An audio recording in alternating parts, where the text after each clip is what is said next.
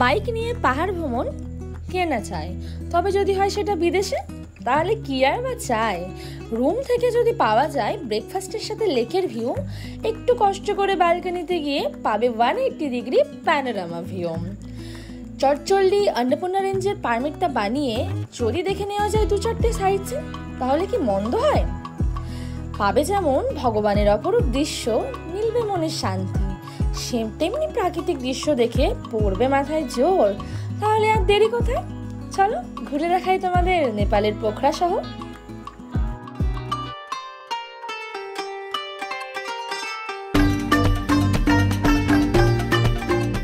Hello বন্ধুরা, নেপাল ব্লগের নতুন একটা সিরিজে তোমাদেরকে স্বাগত। তো আজকে আছি নেপালের পোখরা শহরে। তো এই পোখরা শহরটাকে আজকে এক্সপ্লোর করব, কোথায় কোথায় কী কী সাইট সিন আছে সেগুলো করব। তো এই ভিডিওতে তোমরা সেটা পাবে। তো তার আগে তোমাদেরকে আমরা পোখরাতে কালকে এসছি যে বীরগঞ্জ থেকে কোথায় রুম নিয়েছি, কি রুম নিয়েছি, কত টাকাই বা বাজেট সেটা দেখিয়ে দেবো। তার আগে জাস্ট দেখে নাও, যেখান থেকে আমি কথা বলছি এটা কিন্তু অ্যাকচুয়ালি হোটেল থেকে ভিউ। জাস্ট দেখো, একটা দারুণ ভিউ পাচ্ছ তোমরা, সেটা শুধুমাত্র একদম হোটেল থেকে। আর আমরা রয়েছি যেই পোখরাতে আমরা হোমস্টেটা নিয়েছি, এই হোটেলটা হচ্ছে Pokhara lake vision guest house. And এটা নিয়েছে 3200 নেপালি রুপি, মানে ইন্ডিয়ান 2000 টাকা, যেটার জন্য 2 দিনের নিয়েছি, মানে 1600 নেপালি রুপি করে পার ডে, ইন্ডিয়ান 1000 টাকা করে। আর জাস্ট দেখো, এটা হচ্ছে ফেভা লেক, আর এটা হচ্ছে দিনের পোখরা শহর, যেটা একদম হোটেল থেকে পেয়ে যাবে। একটা দুর্দান্ত ভিউ, মন জোড়ানো একটা জায়গা। মানে এখানে থাকলে আমার মনে হচ্ছে না যে আমি আর কোথাও যাই, বেরোই। তো চিন্তা নেই, এখানে দেখো চিল আউট করার জন্য সারা দিন ফ্যামিলি নিয়ে যদি কেউ আসে, যদি মনে করে পোখরা একদিন থাকবে, চিল আউটের জন্য জায়গা রয়েছে, দোলনা রয়েছে, সাথে ব্যাক সামনে ফ্রন্টে এরকম ভিউ। জাস্ট রুম থেকে ভিউ দেখো, দারুণ ভিউ। চলে এসছে সাথে আমাদের গরম গরম ব্রেকফাস্ট অ্যান্ড টি। তো জাস্ট ভাবো, এখানে বসে বসে ব্রেকফাস্ট করার মজাই আলাদা।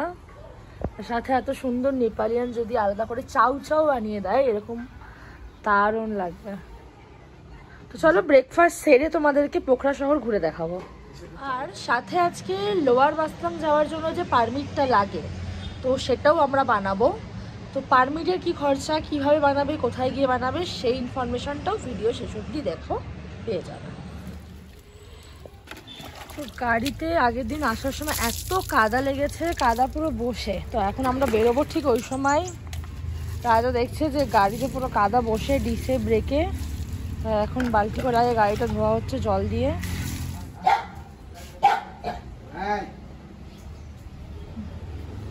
কি ছোট্ট এরা আছে না, এই একটা ছোট্ট, দুইটা মিলে ঝগড়া করছে।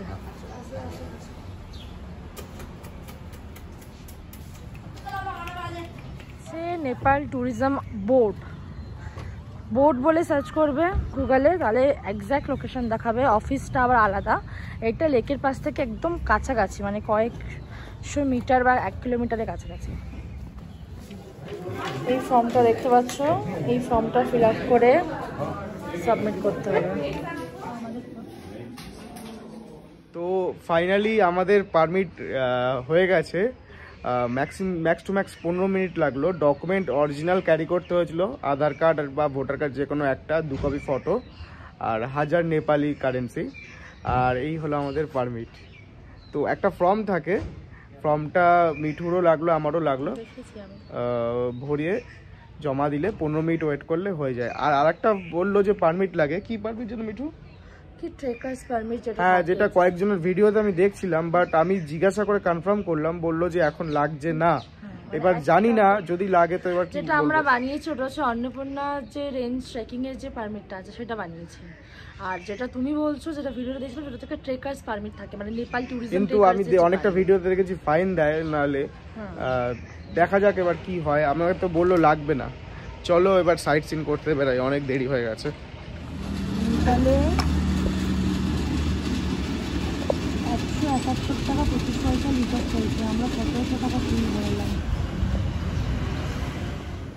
চলো আর বেশি দেরি না করে তোমাদের সাইট সিন করাতে নিয়ে যাই। তো সবার প্রথমে আমাদের ফার্স্ট ডেস্টিনেশন হচ্ছে পুমডিকোট শিবালয় টেম্পল। তো এটা না মেন যে পোখরা লেক সাইডটা রয়েছে সেখান থেকে ওই ধরো 10 কিলোমিটারের কাছাকাছি, আমাদের যেটা গুগল ম্যাপ অনুযায়ী দেখাচ্ছিল 20 থেকে 25 মিনিটের মধ্যে আমরা পৌঁছে যাব। তো চলো সর্বপ্রথম নিয়ে যাই পুমডিকোট। পুমডিকোট যাওয়ার আগেই একটা হঠাৎ করে দাঁড়িয়ে পড়লাম আমরা, একটা অফবিট ডেস্টিনেশন দেখতে পেলাম। মানে এখানে সিঁড়িতে করে ওপর দিকে উঠে সামথিং কিছু লেখা আছে, আই লাভ নেপাল বা কিছু রাজা বলছিল। তো চলো যাই, গিয়ে দেখাই।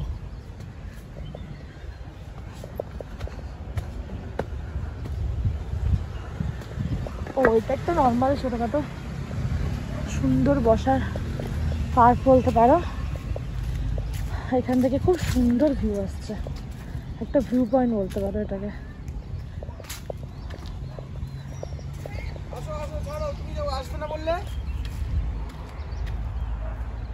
ওয়াও, সরো দেখি,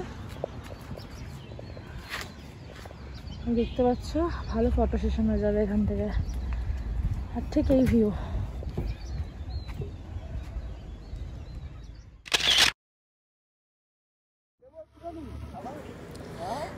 এই পুমডিকোটের শিবালয় মন্দিরটা অনেকটা হিল টপে, যেটা একদম পোখরা লেকে রুম থেকে দেখতে পাচ্ছিলাম। তো বুঝতে পারিনি বিষয়টা এতটাই স্টিফ হবে। তো রাস্তাটা ভীষণ স্টিফ, আর এক হাতে ফোন আর এক হাতে রাজাকে ধরে বসে আমি। তো যাই হোক, ভীষণ মজা লাগছে, আবার ভয়ও লাগছে। তো সামনে দেখো দূরে রাস্তাটা কতটা স্টিফ মনে হচ্ছে, বাট যতটা ফোনে দেখতে লাগে ক্যামেরা ভিডিওতে, চোখের সামনে ওটা আরও ভীষণ স্টিফ। তো এক একটা জায়গায় ভয় লাগছে, কিন্তু আমার কিছু করার নেই, গাড়ির স্টিয়ারিং রাজার হাতে। তো ও যেমনিটা ঘোরাবে সেমনি ঘুরবে। তো জাস্ট ওকে চেপে ধরে বসে থাকা ছাড়া আর কোনো অপশান নেই।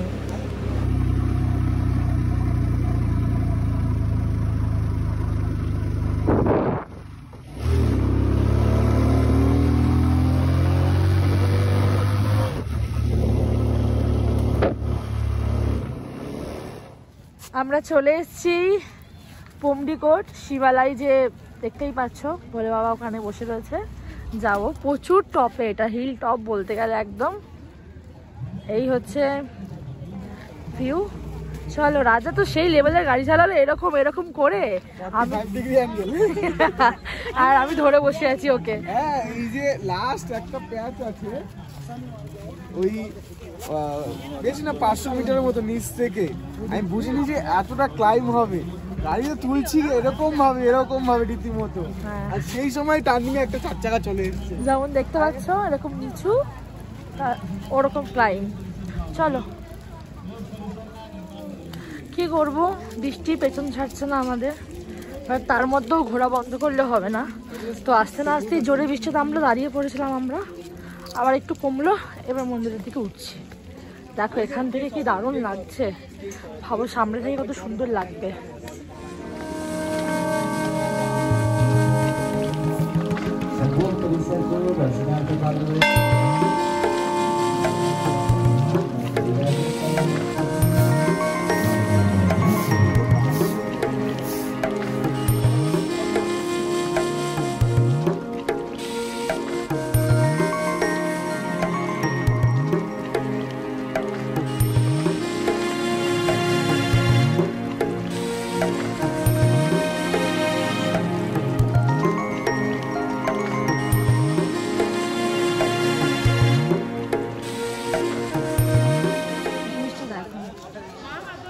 এই যে ভোলে বাবা, তার নিচ থেকে দেখো এই দেখো গণেশ ঠাকুরের একটা ছোট্ট মূর্তি এরকম গোল গোল গোল গোল ঘুরছে।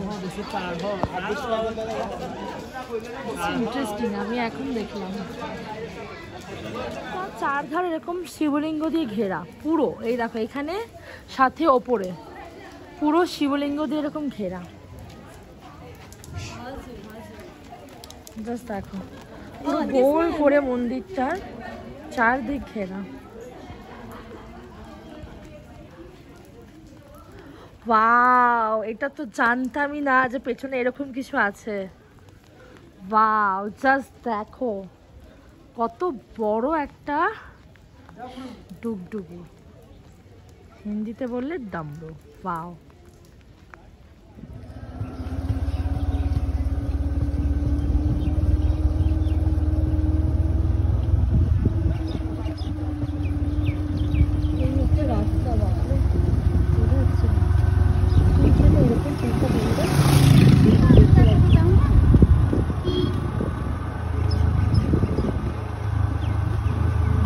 বোঝা যাচ্ছে না জানো তো, করো না, তুমি করতে থাকো। আমি করতেই রয়েছি।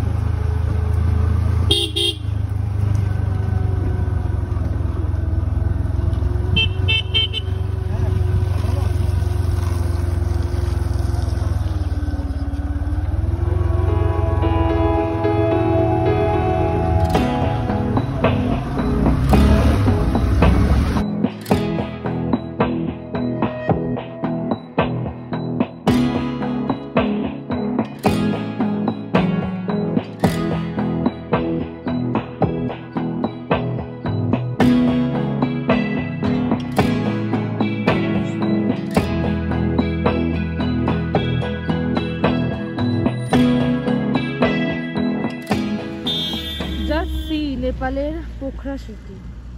আসলে বৃষ্টি পড়ছে তাই একটু মেঘলা ওয়েদার বলে ভালো করে বোঝা যাচ্ছে না, বাট দেখতে পাচ্ছ এইদিকে পাহাড় বাদে পুরো এখানটা একদম প্লেন, আর এখানে পুরো শহরটা গড়ে উঠেছে। এই পেছনে ফেলে এলাম একটা ভয়ানক রাস্তা, আমার বুকটা ধুকধুক করছে। রাজার পিঠের ওপর উঠে গেছি, পারলে জায়গা ছিল না। আর ওরে বাবা কি ভয়ঙ্কর রাস্তাটা ছিল, তার মধ্যে বৃষ্টি হয়েছে।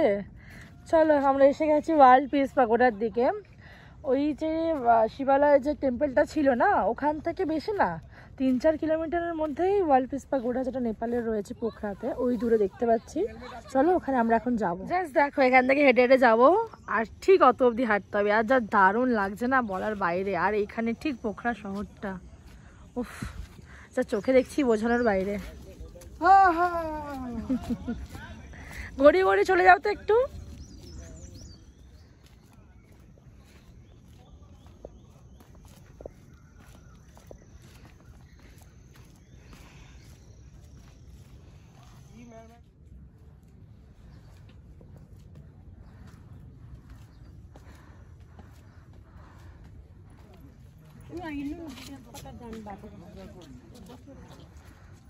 এই হচ্ছে নেপালের পোখরার ওয়ার্ল্ড পিস পাগোডা।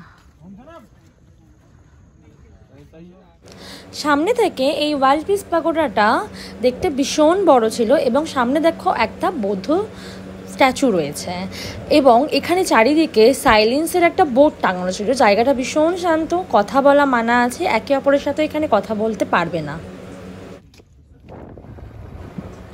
এবার নিচের দিকে নামার পালা, এবং তোমাদেরকে বলেছিলাম কিছু সাইট সিন করাবো, তো দুটো অলরেডি হয়ে গেছে। এবার যে দুটো সাইট সিন তোমাদেরকে করাবো সেটা হচ্ছে Davis fall and Gupteshwar cave. তো দুটোই একদম লেকের কাছে, 1 কিলোমিটারের কাছাকাছি রয়েছে। তো আমরা আবার সিটির দিকে ফিরে যাচ্ছি, আর এই নামার সময় শহরটাকে দেখতে নামতে যে ভিউটা আসছে খুব অমায়িক লাগছে।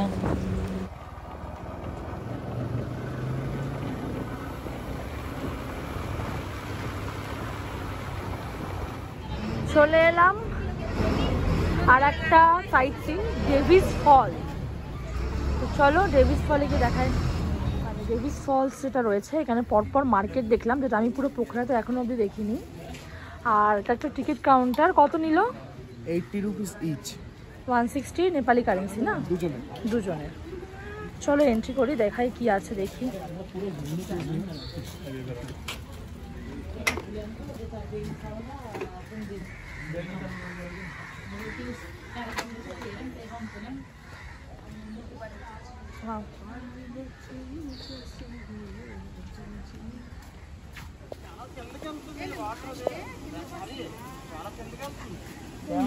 গণেশ ঠাকুরের মতো লাগছে, শিব ঠাকুর, নন্দীজি, আর এরকম ভাবে রাস্তাটা গেছে গিয়ে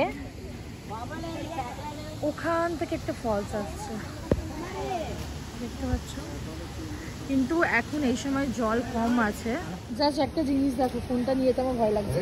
পড়ে যাবে ফোনটা, না পড়বে না, চলে পড়ে যাচ্ছে, পড়ে যাবে। জাস্ট দেখো, এটা পাতাল পাতাল পাতাল, রাজের ভাষায় পাতাল।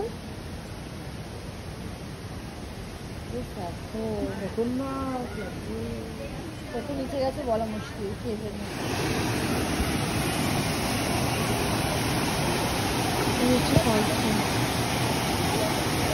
ফলসে জলের দৃশ্য সেরকম মানে জল আছে বা সেরকম নেই যেটা থাকার কথা, যেরকম দেখো জলটা এরকম বয়ে যাচ্ছে আর জলের প্রেশার আছে ভালো, যার জন্য এত ডিপ হয়েছে। জাস্ট জল কেটে মানে একদম পুরো আঁকা বাঁকা হয়ে তারপরে গিয়ে ফলসটা নেমেছে। আর সত্যি জলটা এত ফলস দেখেছি আমি, ফলসটা নিচে যায় একদম বোঝা যায়, এখানে এতটাই ডিপ কি জল কোথায় যাচ্ছে তাকিয়েও বুঝতে পারছি। ফলে একটা উইশ পন্ড আছে, পয়সা দিয়ে কিছু ফেললে মনোকামনা পূর্ণ হয়। পয়সা একটাও নেই, তার মানে আর আমাদের ইচ্ছা পূর্ণ হবে না। গণেশ ঠাকুর আছে জলের মধ্যে। গণেশ ঠাকুর এটা? হ্যাঁ, ওই পাশ থেকে দেখো দেখা যাবে।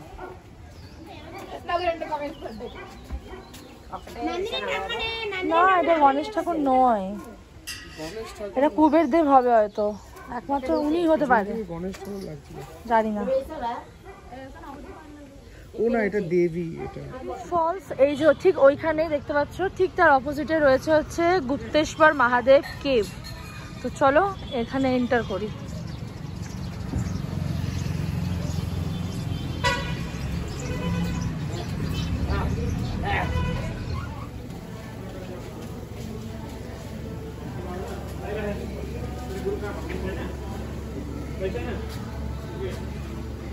টিকিট কাউন্টার তো নেপালি 100 টাকা করে পার হেড নিল, মানে নেপালি 200 টাকা নিল।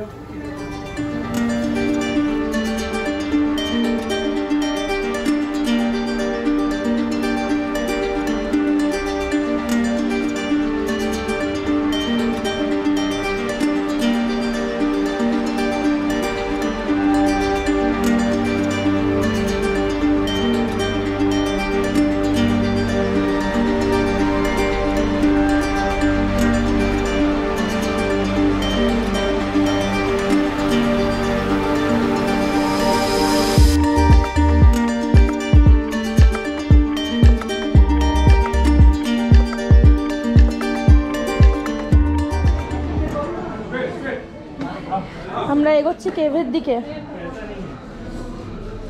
দেখো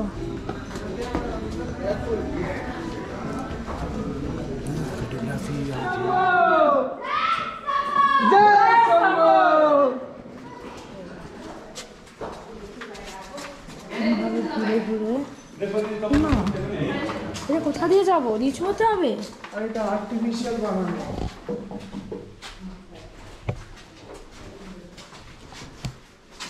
না, আমার ভয় লাগছে। আমরা কি ঠিক যাচ্ছি?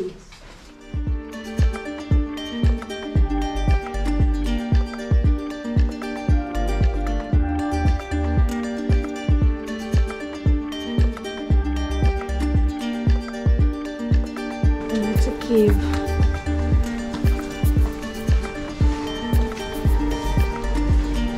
ভিতরটা ঠান্ডা, লাইটও লাগানো।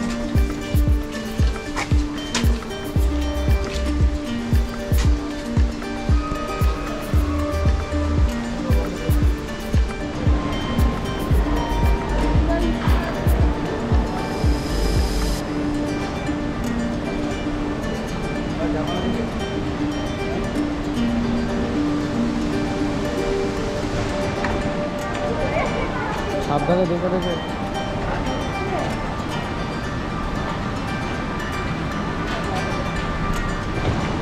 দেখো আমরা ডেভিল ফলসে যে ফলসটা অ্যাকচুয়ালি দেখছিলাম, বলছিলাম জলটা কোথায় যাচ্ছে বোঝা যাচ্ছে না, এই হচ্ছে জল সেই ওপর দিয়ে পড়ছে, ওটা এতটা ডিপ।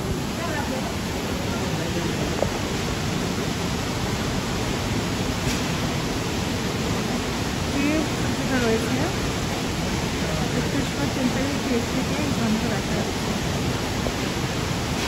দারুণ।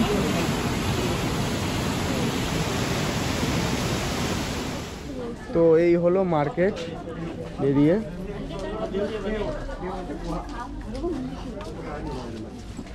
কি হয়েছে? কোনগুলো কোনগুলো 100 করে?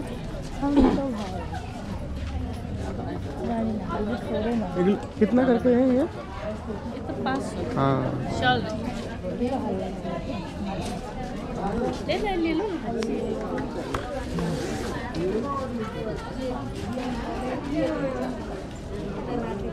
হবে না, ফালতু হোটেল আপনি चलो हम किने निচ্ছি। ये कौन सा पत्थर है? शालिग्राम है। বৃষ্টির পরে হোটেলে এলাম আবার, তো ভিডিও এখানে শেষ করছি।